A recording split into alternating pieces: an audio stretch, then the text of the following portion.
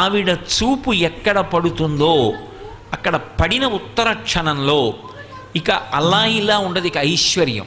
అది ఉత్సాహం కానివ్వండి, సంతోషం కానివ్వండి, పూనిక కానివ్వండి, అక్కడ ఉండేటటువంటి సంపద కానివ్వండి, అవన్నీ కూడా అంత పుష్కళత్వాన్ని పొందుతాయి, అంత సంతోషంగా ఉంటుంది.